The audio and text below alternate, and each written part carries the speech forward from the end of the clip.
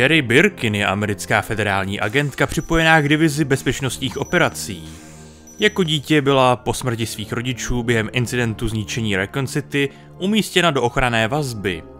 Během epidemie byla Sherry infikována G-virem, ale brzy poté byla vyléčená vakcínou. Vzhledem k tomu, že byla vystavena viru, Sherry získala celoživotní regenerační schopnosti.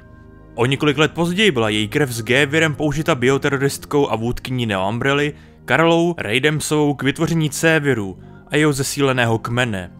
Primárně byl použit během globálních bioteroristických útoků v letech 2012 až 2013. Sherry se narodila kolem roku 1986 doktorům Williamovi a Annette Birkinovým, dvěma virologům, kteří se podíleli na výzkumu T-viru v izolované laboratoři Umbrelly v Arkley. Sherryin vztah s rodiči byl napjatý kvůli jejich pracovní vytíženosti a navzdory jejich přesunu na začátku 90. let do Nestu v průmyslové čtvrti byla často zanedbávána.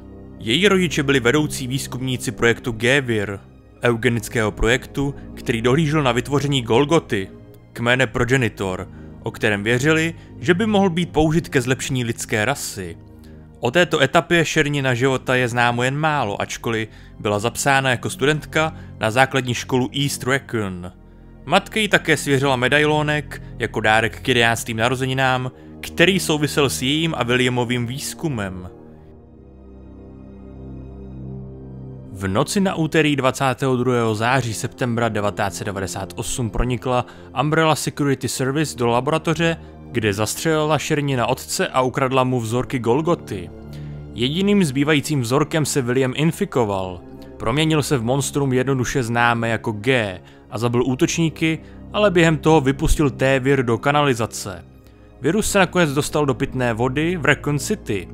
Jak se T-vir projevil ve čtvrtek 24. září, dosáhl kritického množství, které nakonec proměnilo desítky tisíc obyvatel v mutanty, čímž přemohlo úsilí a zdroje policejního oddělení a hasičského sboru, aby epidemii zastavili.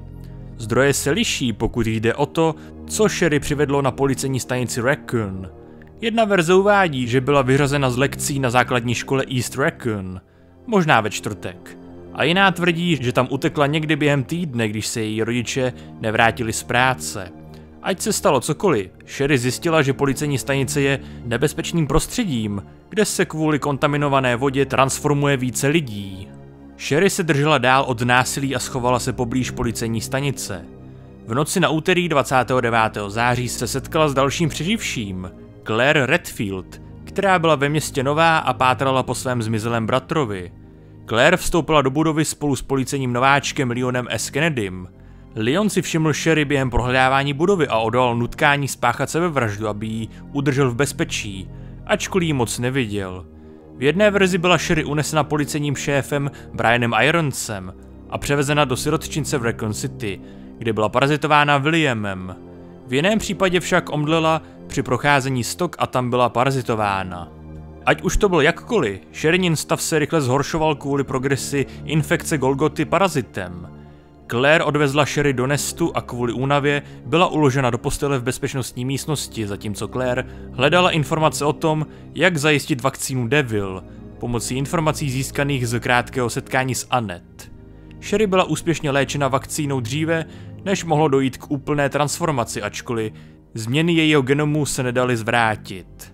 Sherry, Claire a Leon nastoupili do únikového vlaku na spodní plošině Nest a unikli ze zařízení, když došlo k autodestrukci. Brzy se zjistilo, že William byl také na palubě a začal ničit zadní vagóny. Stále reagoval na jeho potřebu vystupovat Sherry. Brzy poté byl zabit při explozi buď zničením samotného vlaku, nebo odpojením vagónu a pohlcen výbuchem z Nestu. U východu z tunelu se všichni tři ocitli u pláních okresu Arkley. Ačkoliv zpočátku zůstali spolu, Kennedy začal tlačit na Claire, aby jeho a Sherry opustila a pokračoval v hledání jejího ztraceného bratra. Leon a Sherry byli brzy poté lokalizováni úřady. Sherry byla následně umístěna do státní vazby, zatímco vládní ministerstvo se ji snažilo využít pro svůj vlastní výzkum na Golgotě. Její bezpečnost byla zaručena Kennedymu, který přijal nabídku pracovat jako agent v jejich novém týmu Anti-Umbrella Pursuit and Investigation. Kvůli vážné hrozbě představované lidmi, jako je doktor Albert Wesker, byla Sherry pevně držena v domácnosti Dereka Simonse, předního amerického státního úředníka, který plánoval využít pro soukromý výzkum po uzavření projektu amerických biologických zbraní. Během let ve vazbě byl Simonsův tým schopen vyvinout cévir z jejich pravidelných odběrů vzorku krve.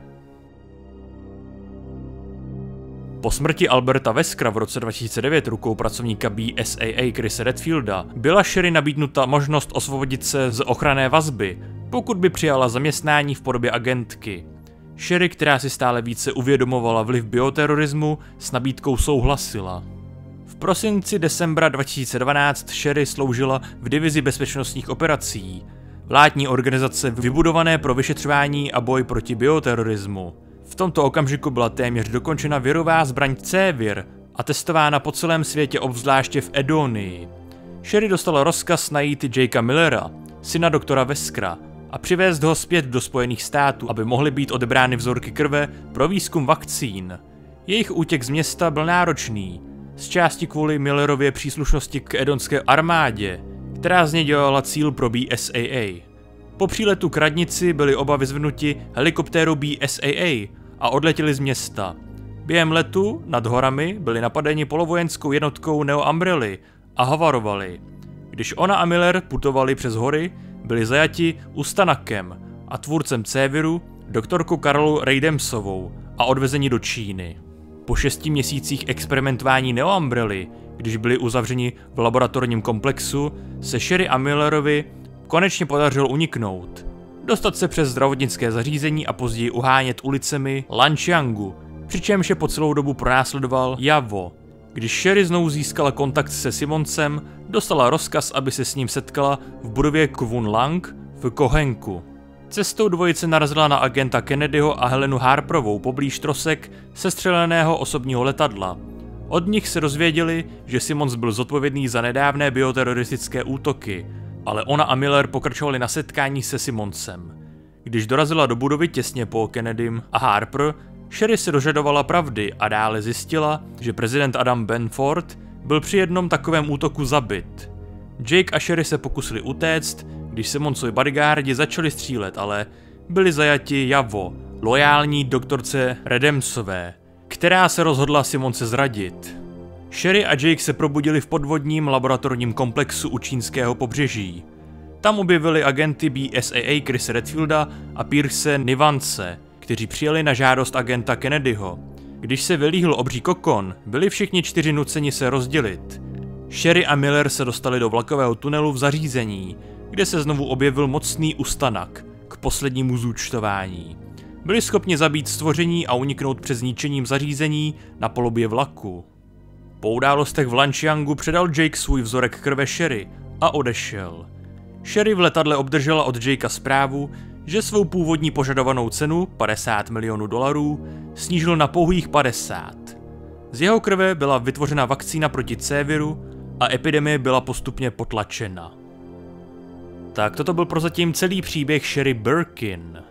Jinak díky moc za sledování, za podporu ať už v podobě lajku, dislajku, odběru se zvonkem, komentáře, sdílení či finanční podpory na Patreonu, YouTube členství nebo donatu. Vpravo nahoře budete mít kartu k playlistu zahrnující videa z celé této série. V popisku pod videem máte odkazy na mé sociální sítě, kam denně dávám info o dalších videích, streamech a dalších zajímavých věciček. Ještě jednou díky moc, že mě sledujete, uvidíme se u dalších teorií, lóru nebo na nějakém livestreamu a do té doby dělejte to, co vás baví, bez ohledu na to, co vám kdo říká. A teď už speciální poděkování patronům na Patreonu a také YouTube členům, kteří podporují chod a nezávislou produkci tohoto kanálu. Mějte se a někdy příště.